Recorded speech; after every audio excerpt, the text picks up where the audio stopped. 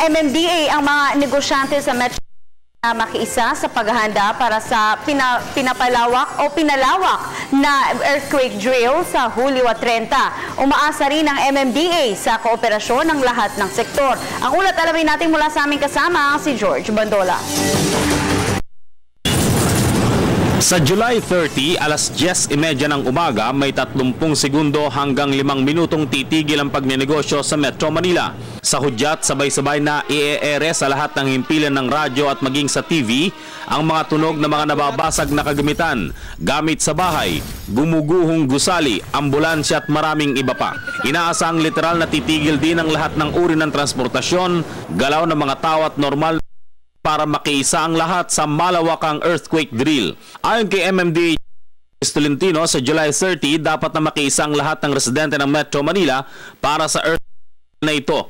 Nakipag-usap na ang MMDA sa mga negosyanteng kinabibilangan ng Philippine Chamber of Industries, Employers Confederation of the Philippines, Filipino-Chinese Businessmen at Makati Business Club para ipaalam ang importansya ng kanilang partisipasyon dito. Sa mga mall, inaasahang ititigil pansamantalang maging sa Philippine Stock Exchange sa lahat pa ng mga pangunahing negosyo sa Manila. Sabi ni Tolentino, umaasa silang bago mag-July 30, makakabuo na ang iba't ibang negosyo ng mga Crisis Intervention Committee na silang mangunguna sa earthquake at disasters drill. Napakahalaga ng partisipasyon ng mga negosyante Tolentino, lalo na sa pagtukoy kung saang quadrant ng Metro Manila sila dapat nakasama upang hindi malito ang kanilang mga empleyado at mga kliyente kung saan tutungo sakaling wag naman sanang mangyari ang tinatawag na The Big One o ang paggalaw ng West Valley Fault. Pero panawagan ni Tolentino, mas dapat na palakasin ngayon ang paghahanda ng mga local government units dahil kung tatantyahin ayon sa kanya, hindi pa ganap ang paghahanda ng mga LGU lalo na ang mga barangay units para sa The Big One.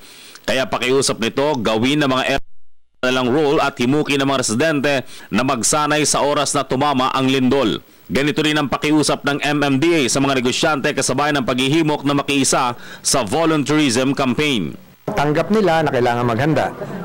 Tanggap nila na bahagi sila ng lipunan o komunidad na kung sakali magkakaroon ng trahedya o disgrasya, apektado rin sila. So yung pagtulong, yung pagkakaisa, pinakita nila at nakikita ko na yung sincerity rito is not just on the business aspect of it, kundi bilang Pilipino. So nagkaisa ngayon. Iba't ibang grupo to eh. So may mga individual roles, tapos merong participation sila dun sa iba't ibang quadrants, yung sa debris clearing, yung sa collapse structures, yung sa fires, etc. etc. Doon lang sa establishment niya, ensure niya na safe yung mga empleyado niya. Alam ko ano yung gagawin. Merong building public safety officer, ensure na makokontak yung mga kamag-anak, ensure na tapos ng ilang linggo ay makakabangon yung negosyo at hindi mawawala ng trabaho yung empleyado. Kung sila naman ay nasa basic services, tubig o communications, ensure din na may kukonekta kagad dyan pagkatapos ng lindol. Seryosohin natin yung July 30.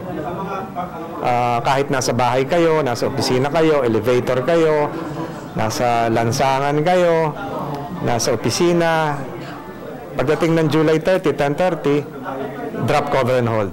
Para sa Telebisyon ng Bayan, George Bandola.